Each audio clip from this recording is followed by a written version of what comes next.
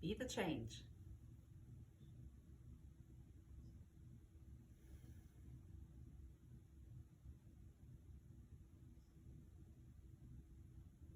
Sometimes all you have to do is to be present. Sometimes all you have to do is to create a space of stillness around you, within you, from within, so without. And if you cultivate that stillness within you, that the people around you is going to be affected by it. So wherever you go, in stillness, you're going to be able to create change. And also, in order to find the stillness, you have to be a good manager of your mind, be a good manager of your body, and be a good manager of your soul. Especially the mind. The mind is a tricky place.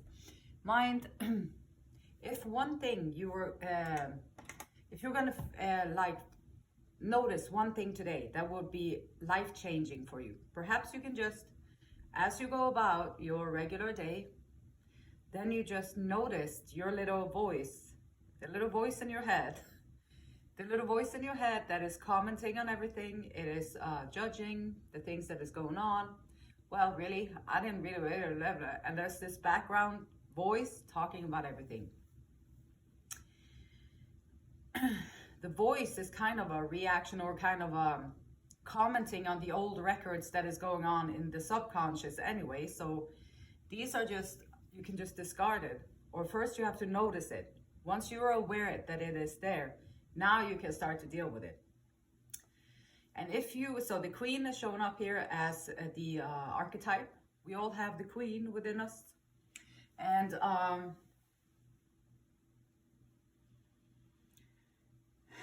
the light attributes radiates the regal feminine, uses her benevolent authority to protect others. So in the light, the queen is a protector, is a good leader. She is standing up for her people. She is assertive. She is making decisions not based on her own desires or her own personal needs. She will make decisions on what is the betterment for the whole. And so shadow attributes becomes arrogant when authority is challenged, controlling and demanding. So becomes arrogant when authority is challenged. So are you sure this is what you're going to do? What do you mean? And then you go into arrogance, because insecurities and unsettling inner dialogue is hindering you from standing your ground. Doesn't matter. People are always going to have something to say. They're always going to have opinions about this and that, and they're always going to say something about something. So that's okay. Cultivating the inner silence, the inner stillness. Be a good manager of your mind.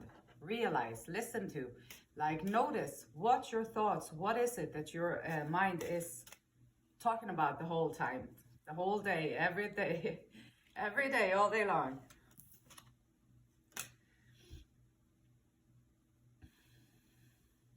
And someone is showing up here as a page. This is great. Like the Page of Pentacles. Going into like a childlike, like knowing that you are on the beginning of a journey, like the Fool, setting out on it anyway. I don't have all the answers. You don't have all the answers. Nobody has all the answers. But some people just display a little bit more courage, and they understand that, well, I might not have all the answers right now, but if I start to walk, then I suppose I will find the answers as I go. And that's the kind of energy that someone is showing up with here, and that's commendable. That's bravery. That's courage. That's all you need to alter and to change and to be a change in this world. I am open to opportunities for personal growth. And personal growth is be a good manager of your mind, be a good manager of your body, be a good manager of your soul. And you're surrounded by Queen of Swords, or like communication, surrounded by an energy of protecting the things that are important to you, standing up for them and protecting the things that are important for you. And so by the Queen of Swords, she can also be very cutting edge, or kind of controlling and demanding. Controlling, trying to control and make everything right. And so if you let go of the control and use the sharpness of your intellect, not your mind chatter, but just like use your intellect and the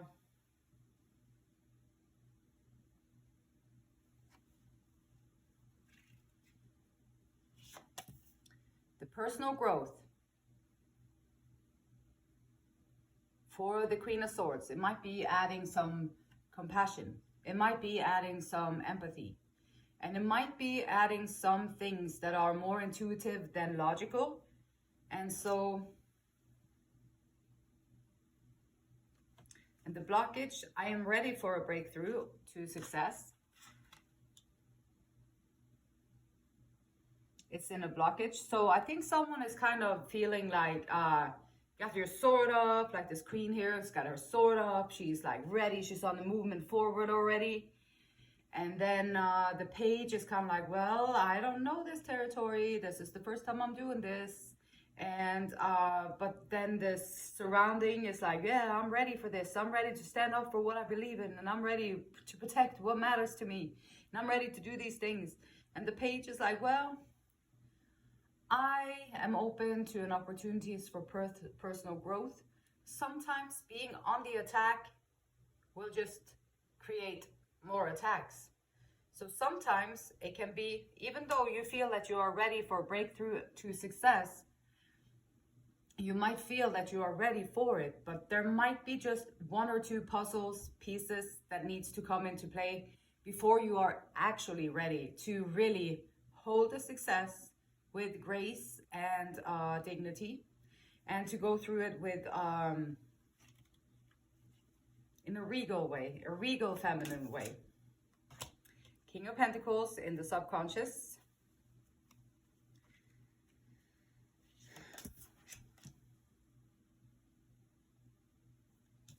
And then someone is reminiscing a little bit with the Six of Cups, and been reminiscing a little bit about the good old days. Remember and treasure past happiness.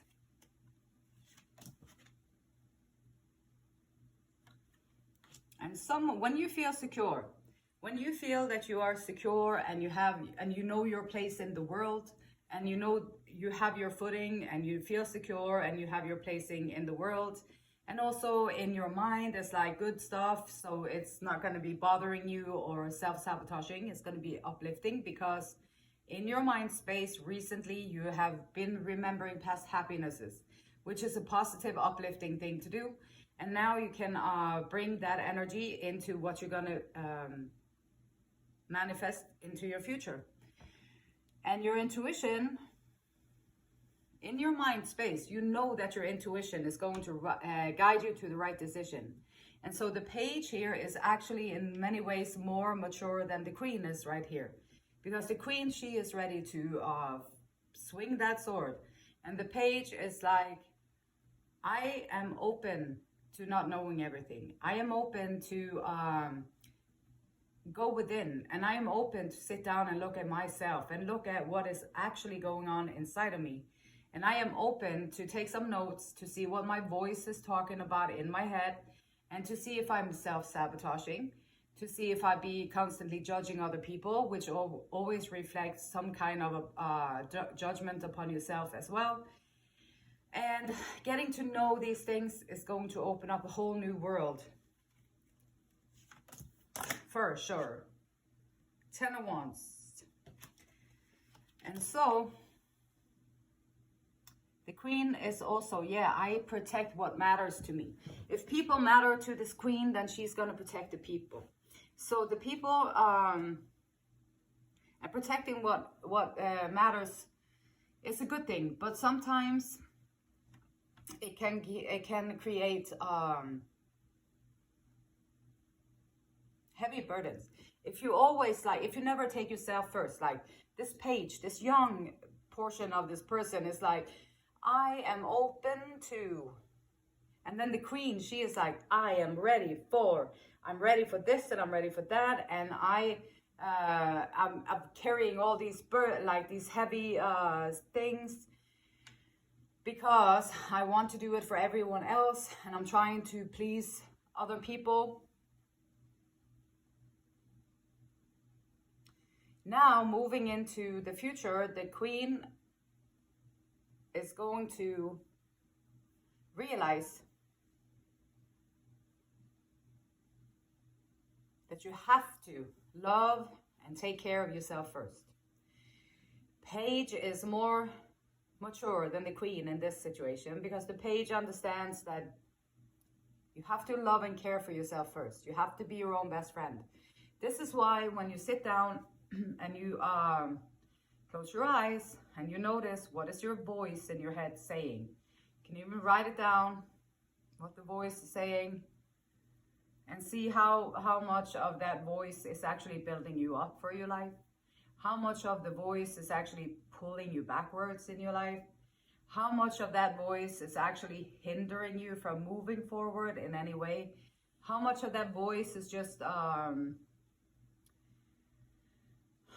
tearing everything down as being rubbish or like just gibberish or whatever of your intuition and the things that are unseen by the eye, and how much of your voice is ridiculing the things that might give you the most growth in your life. Like that's just and so what is your voice doing? What is your voice saying in your head?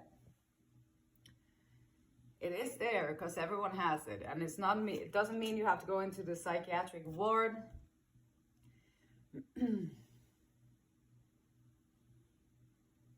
And someone needs to just stay true to your values. What are your values?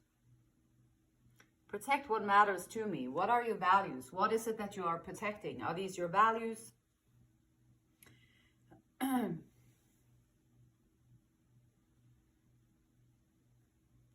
So the page would be willing to show up as someone who does not understand yet how to work with the values and how to have integrity, stand up for what you believe in. The page doesn't know that yet. So the page is willing to do the work so that you can flip this around and show up as someone who has integrity and who actually is holding true to their values.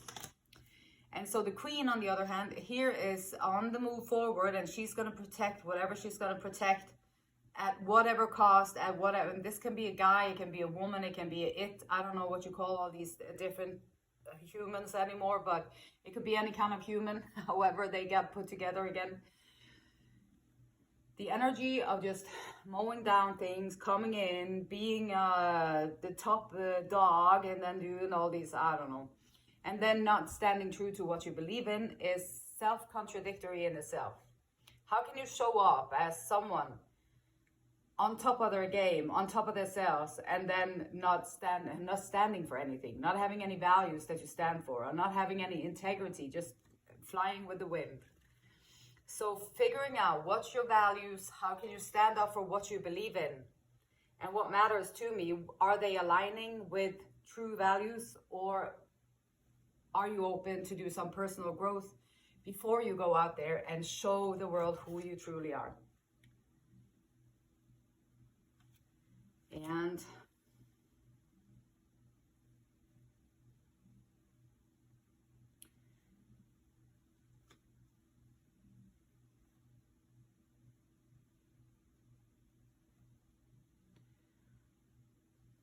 other people might look at you with envy. They might look at you with, the jealous eye. They might look at you with, which the jealous eye is basically, they might look at you through their own insecurities.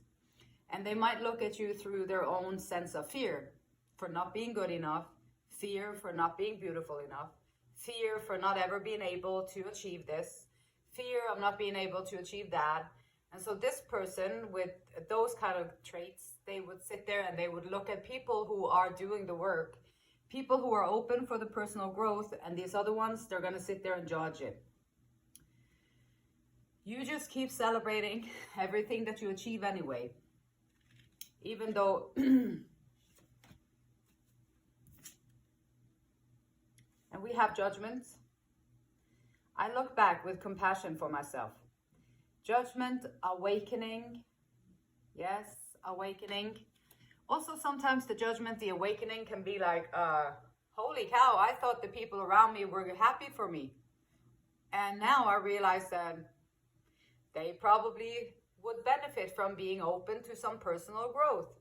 Or, holy cow, I thought that they understood what I was talking about. And then you understand that they didn't understand at all when they were just maybe mocking it behind your back or talking about it, laughing about it. And then you just be like, that's okay. They don't understand it. That's okay. They're not awakened yet. So sometimes being the awakened one, being one who walks in authenticity, one who walks with integrity, being one who walks in truth is going to set you apart from the majority of the people. Just do it anyway. Just do it anyway. The Lovers. I trust my knowing and I make a commitment.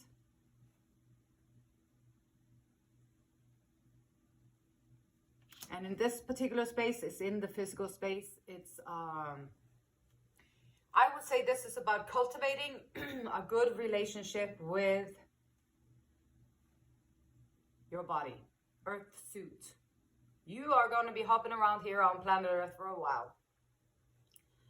And how are you going to do that? You're either going to limp your way through it or you're going to work your way through it and take some time to strengthen what you can strengthen and figure out a way that you can become friends with your frame. This is your framework that you have to work with. And whatever that looks like for you, strengthen it the best that you can. Create a good relationship with it. How can you nourish each other, the soul and the body? How can your body become the safe haven, the safe space that you can nourish your soul from? How can you create a safe space where you know that you can trust yourself? And then you do the little things that will enhance your life quality, and you do it one little thing at a time. Sometimes being in a good relationships, like a lover's relationship with your own body, from your soul to your body. Sometimes also making a commitment to not work out. Like for me personally, I love working out. I would like to do it much more than I'm capable of at the moment. But today I did cancel my workout that I had planned for because I took out all of my energy yesterday and the day before. And even though I wanted to go there and I wanted to push myself and I wanted to just push myself through it, I knew that I wouldn't be able to show up really in a good way for the reading. I wouldn't be able to show up in a good way for another reading that I'm about to do. And I wouldn't be able to show up for the other things that I have to do, the recording I'm going to do later and all that stuff. So knowing and having compassion for and knowing when to rest, knowing when to be active is also going to be very important to find the well-being. Like it's not so much about for other people or for the number or for the amount and all that. Sometimes it's just for the well-being. Seven of Swords. I take great care of what I value. Seven of Swords is typically like a little bit of trickery situation. As someone working behind the scenes, they might well, if they're jealous or they want to compete or they want to outrun you or outcompete you, they might take your equipment or part of it so you can't complete what you were supposed to do. Or they might just do little things that is gonna make it impossible for you to stand up against them. Or they might just do little things to in the backgrounds. It can be depending on what kind of intentions they have. I guess it could be also like a queen showing up with control and demanding, micromanaging. they got the job, I'm the manager, and now I'm going to micromanage everything you do. I'm going to comment on everything you do. See, I'm carrying this spirit of jealousy a little bit, and I don't like it when people do a good job, so I'm going to be demanding, controlling. I'm going to put effort into making you a little bit more insecure so you don't do your job quite as well, because it makes me look not in the best light. And so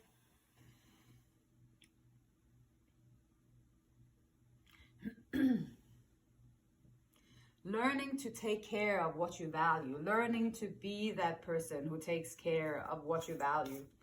Be open for the personal growth and for that person to take care of what you value. Taking risks.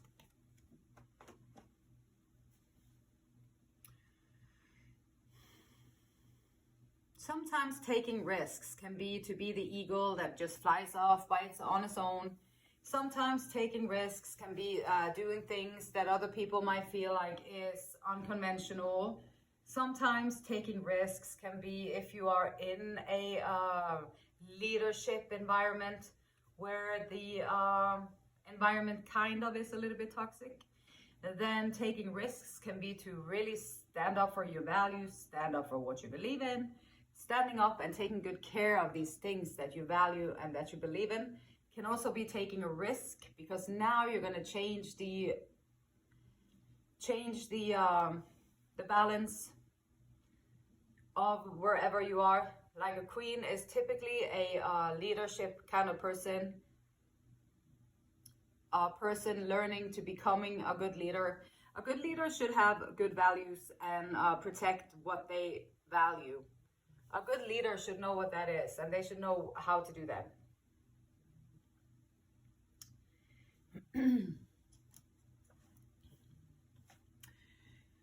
Well, so Esther and Abraham Hicks says, when you want something that you do not believe is possible, when you hold a desire for something that you do not expect, although a strong enough desire can override a weaker belief, it does not unfold easily, for you are not allowing it into your current experience.